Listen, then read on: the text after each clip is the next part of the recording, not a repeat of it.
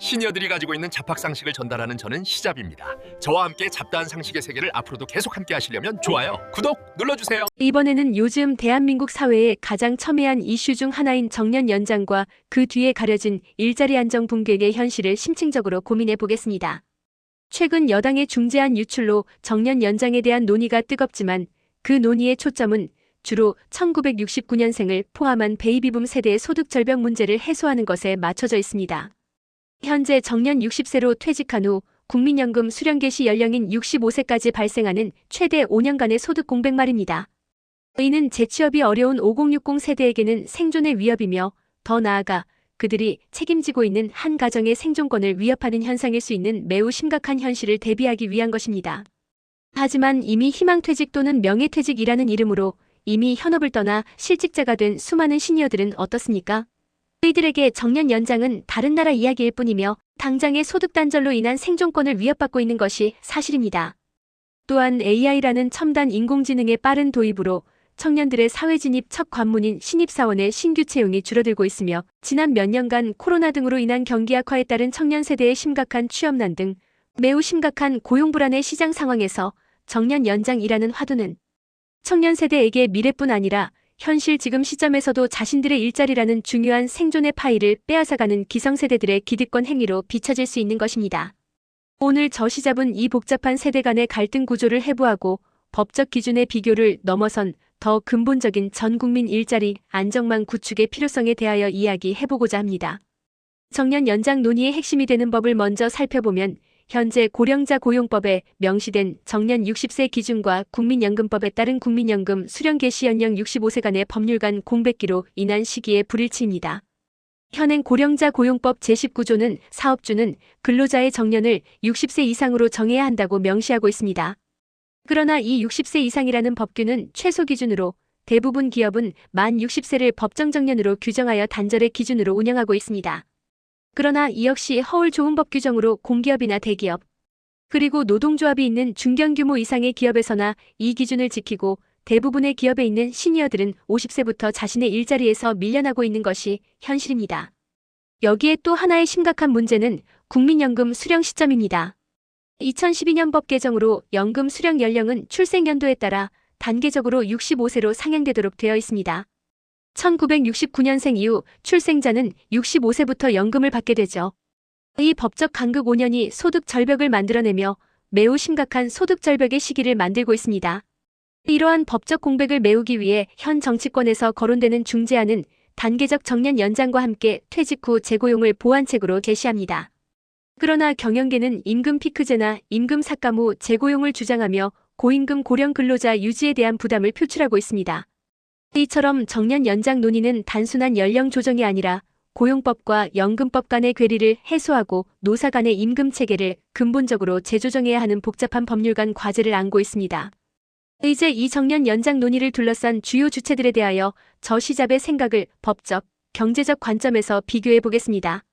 첫째, 노동계의 관점은 정규직 중심으로 집중되어 있으며 이들은 소득 절벽 해소를 위해 정년 연장을 환영하지만 정년 연장의 조건으로 제시되는 과반 노조동이 없는 불이익 조치, 즉 임금 삭감에 강력히 반발하고 있습니다. 노동조합법상 근로조건의 불이익 변경은 노조의 동의나 근로자 과반수의 동의를 얻어야 하지만 중재안은 이를 우회하여 법률적 강제 조항을 명시하려는 시도로 해석됩니다. 둘째, 경영계의 관점을 살펴보면 경영계는 연공서열 기반의 고임금 구조를 유지하기 어렵다며 정년 연장 대신 퇴직 후 재고용을 통한 임금 리셋으로 기존 정규직으로서의 법률적 보호망 제거를 선호합니다. 이는 법적으로는 별도의 기간제 고용계약으로 간주되어 기업의 인건비 부담을 낮추는 합법적 방안으로 기업에서 원하는 방법입니다. 셋째, 비정규직 및 취약 노동자의 관점에서 살펴보면 가장 취약계층인 이들은 정년 연장이 대기업 정규직에게만 혜택이 집중될 것을 우려하며 차라리 실업급여 기간 확대 등 고용보험법상의 보호장치 개선을 통해 보상을 받는 것이 더 현실적이라고 주장합니다. 이처럼 정년 연장 하나를 두고도 각 계층의 법적 이해관계가 상충하고 있습니다. 그런데 지금 살펴본 세 가지 큰 축의 노동계 관점 외에 또 한 축으로 대규모 인력이 있는 지금의 정년 연장 논의에서 소외된 계층, 이미 희망퇴직이라는 이름으로 현업을 떠나 재취업에 어려움을 겪는 실직 시니어들의 고통스러운 현실도 돌아보아야 할 차례입니다. 희망퇴직은 주로 기업의 구조조정 과정에서 진행되지만 사실상 대부분 권고사직의 성격을 띠는 경우가 많습니다. 퇴직금 외에 몇 개월치 임금을 더 받고 회사를 나왔지만 이들이 마주한 재취업 시장은 냉혹합니다. 통계청 조사에 따르면 55세에서 64세까지 고령층의 고용률은 높지만 그 직업의 분포는 경비, 청소 등 법정 최저임금 수준에 머물고 있는 단순 일자리에 의존하는 경우와 이 시장과 별반 차이가 없는 많은 자영업자로 볼 수 있습니다. 특히 전문 경력을 가진 채 퇴직한 시니어일수록 자신의 경력과 맞지 않는 일자리에 좌절하며 장기 실업 상태에 놓이곤 합니다. 실제 이들은 실직자 신분으로 재취업을 위해 각종 기능사나 중장비 면허 같은 본인의 숙련된 경력과 직접 연결되지 않는 자격증을 따는데 부산합니다. 자녀의 취업이나 결혼 등 가장 많은 목돈이 필요한 시기에 소득이 끊기면서 가정 경제가 파탄 지경에 이르는 사례도 우리의 주변에서 어렵지 않게 볼 수 있습니다. 정년 연장이 논의되는 와중에도 재취업 시장은 시니어들에게 문을 굳게 닫고 있습니다. 왜 그럴까요? 기업들은 고령 인력에 대한 생산성 저하 및 높은 인건비라는 선입견을 가지고 있습니다. 정부의 각종 고령자 계속 고용지원금 정책이 있음에도 불구하고 기업들은 여전히 젊고 저렴한 인건비의 노동력을 선호합니다. 현행 고용노동부의 재취업 지원 서비스는 주로 교육 및 상담에 집중되어 있습니다. 하지만 시니어들은 단순 교육보다는 실질적인 일자리 매칭과 경력 전환을 위한 맞춤형 직업 훈련 또는 일정 부분 임금 수준을 낮추더라도 경력을 살리는 직무 맞춤형 일자리를 절실히 원하고 있습니다. 이러한 상황에 40대 이상 전문직 경력을 가진 구직자들에게는 퇴직 후 자신의 능력을 살릴 수 있는 헤드헌팅이나 컨설팅 형태의 전문적인 재취업 지원이 필요하지만 공공 서비스는 이를 제대로 충족시키지 못하고 있습니다. 정년 연장 논의가 현직 근로자들에게 희망을 주는 동안 이미 실직 상태에 있는 시니어들은 정책의 사각지대에서 외로운 싸움을 이어가고 있습니다. 그래서 시잡은 핵심적인 제언을 여러분과 함께 공유하고자 합니다. 현 시점에서 정년 연장은 소득 절벽을 겪는 특정 세대, 주로 대기업 정규직 근로자의 고용 안정에 초점을 맞춘 제한적 처방입니다. 그러나 희망퇴직 등으로 이미 실직자의 상태에서 구직을 희망하는 시니어들에게 더 필요한 것은 정년 연장이 아니라 재취업 관련 고용정책의 근본적 개선입니다. 정책 목표를 퇴직 시점 연기해서 전 국민의 평생 노동시장 확보 시스템 구축으로 재조정해야 합니다. 이를 위해서 첫째, 시니어의 경력 연계 지원 프로그램을 대폭 확대하여 퇴직 전 전문 경력을 중소기업이나 이 경력을 필요로 하는 각 기업에서 경력 활용을 할 수 있도록 유도해야 합니다. 둘째, 기업 인센티브를 강화하여 이러한 고령 인력을 고용하는 기업의 단순 지원금 외에 세제 혜택 등 강력한 유인책을 제공해야 합니다.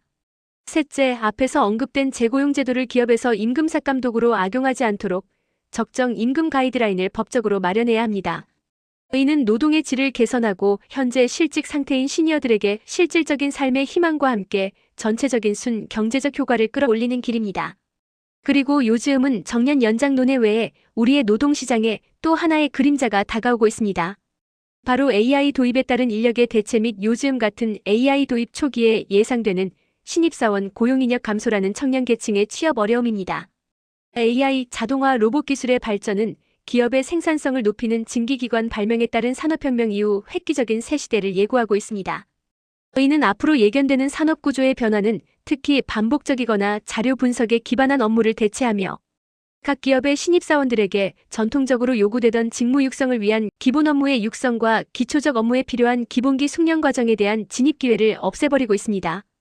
기업들은 이제 즉시 투입 가능한 경력직을 선호하며 신입사원 고용을 최소화하려는 경향이 뚜렷해지고 있습니다.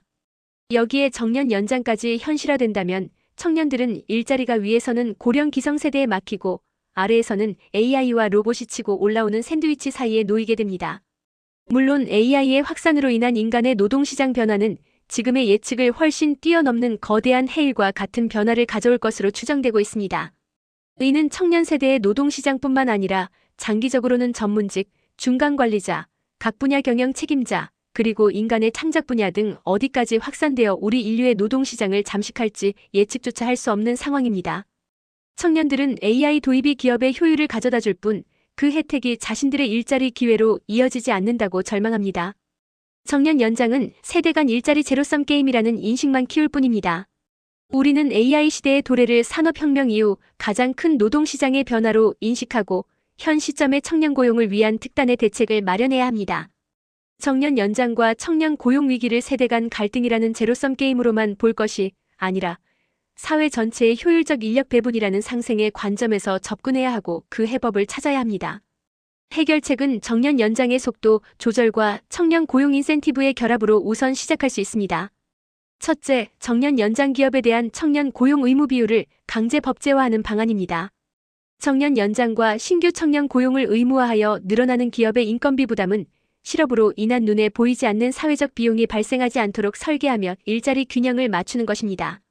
이를 위하여 특정 직무에 숙련된 시니어 한 명을 고용하기에는 해당하는 특정 업무의 양이 적어서 고숙련 시니어의 인건비에 부담을 느끼는 여러 중소기업을 묶어서 한 사람의 숙련 시니어가 감당할 수 있는 일자리를 만드는 방법도 생각해 볼 수 있습니다. 이러한 경우 시니어 개인도 육체적 부담을 덜고 본인의 직무 숙련도를 충분히 활용할 수 있는 대안이 될 것이라 생각합니다. 이러한 숙련된 직무 전문 시니어의 근로 형태를 법적으로 뒷받침해줄 제도를 구축하고 이러한 탄력적이고 선택적 근로가 가능하며 이를 여러 기업이 공유하는 제도를 만드는 것이 정치인들이 할 일이라고 봅니다. 이러한 방법으로 중소기업에서도 부족한 직무를 채울 수 있으며 숙련된 시니어들에게도 새로운 일자리를 만들어줄 수 있으며 청년 신규 인력에게도 시니어들의 경험에서 나오는 업무 역량을 학습할 수 있는 방법이 될 수 있다고 봅니다.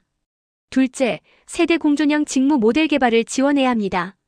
시니어의 경험과 노하우를 청년들의 활기찬 습득 능력과 결합하는 멘토링과 코칭 직무를 개발하고 권장하며 이러한 기업에게는 육성과 역량 개발에 대한 정부의 고용보험 직업능력개발 교육훈련비를 지원하는 방식입니다. 셋째, 청년 디지털 역량 강화를 위한 국가주도 투자를 대폭 확대해야 합니다. AI 시대에 맞는 새로운 일자리를 창출하고 이를 만들어낼 수 있는 인재를 국가가 육성하는 것이야말로 미래 일자리 문제의 근본적인 해법이 될 것입니다.